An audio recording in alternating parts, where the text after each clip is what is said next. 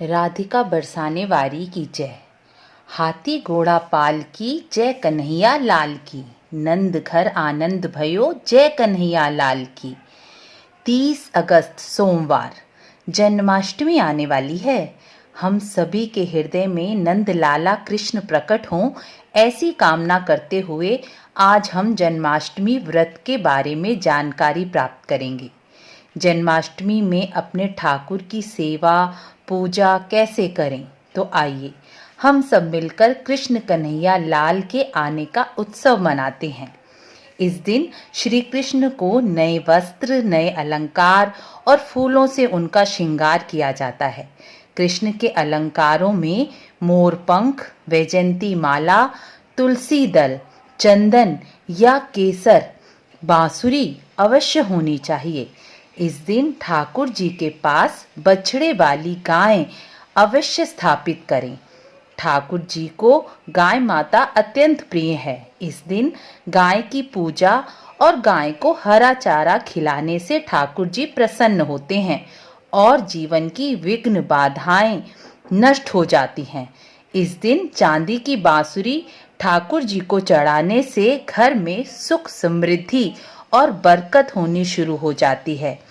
जन्माष्टमी की दिन नित्य क्रिया करके, स्नान करके पूजा स्थल पर जाकर सबसे पहले संकल्प लेना चाहिए कि आज मैं ठाकुर जी की पूजा, व्रत, सेवा करने का संकल्प लेती हूँ। कृपया ठाकुर जी मेरे संकल्प को पूरा करने में मेरी सहायता करें। इस दिन ठाकुर जी को पीले वस्त्र, पीले सफ़ेद पुष्प चढ़ाने चाहिए। इस दिन सुबह ठाकुर जी को गंगा जल से स्नान कराकर नए वस्त्र धारण कर ओम नमो भगवते वासुदेवाय की एक माला जाप करें और पूरे दिन कृष्ण का ही नाम जप करते रहें। रोज जैसी पूजा करते हैं वैसी ही करें। जो लोग जन्माष्टमी का व्रत रखना चाहते हैं वे फलाहार लें। इस दिन अन्न रात को 12 बजे के बाद यानी कृष्ण जन्म हो जाने के बाद ही भगवान कृष्ण का प्रसाद ग्रहण करके ही अन्न खाना चाहिए। जो लोग व्रत नहीं कर सकते वह लोग इस दिन चावल और जौ का सेवन ना करें। जन्माष्टमी के दिन चावल और जौ का भोजन नहीं करना चाहिए। इस दिन ठाकुर जी को 56 भोग लगाने का भी बहुत विशेष महत्व है। जो व्यक्ति इस दिन ठाकुर जी को 56 भोग का प्रसाद भोग लगाता है उसकी समस्त मनोकामनाएं पूर्ण होती हैं।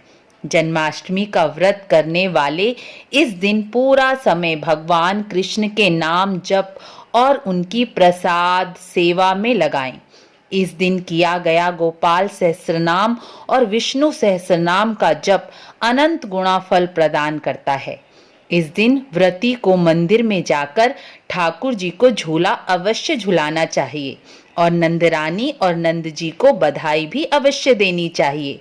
रात्रि में जब 12 बजे तब ठाकुर जी के विग्रह को पंचामृत से स्नान कराना चाहिए और पंचामृत में तुलसी दल बाद में डालना चाहिए और वह पंचामृत और प्रसाद स्वरूप परिवार के सभी सदस्यों को देना चाहिए। इस दिन ठाकुर जी को धनिये की पंजीरी जिसमें पंचमेवा पड़ा हो भोग लगानी चाहिए। उसमें फल अवश्य डालना चाहिए जिसमें खीरा अवश्य डालें। 12 बजे जन्म के बाद चंद्रमा को भी दूध और चीनी डालकर अर्घ जरूर देना चाहिए और चंद्रमा को भी बधाई देनी चाहिए। आखिरकार कृष्ण का जन्म चंद्रवंश में ही तो हुआ है। इससे चंद्रमा भी प्रसन्न होते हैं। ठाकुर जी को माखन मिश्री का भोग भी अवश्य लगाना चाहिए। सभी भोगों में तुलसी दल अवश्य डालें। प्रसाद और चरणामृत से व्रत खोलना चाहिए। बाद में चाहें तो अन्न का भोजन भी कर सकते हैं। श्री कृष्ण को पंचामृत से स्नान कराने के बाद पीले वस्त्र धारण कराएं। हल्का श्रृंगार भी धारण कराएं। प्रसाद का भोग लगाकर श्री गोविंद दामोदर स्तोत्र का पाठ और बांके बिहारी जी की आरती अवश्य करनी चाहिए।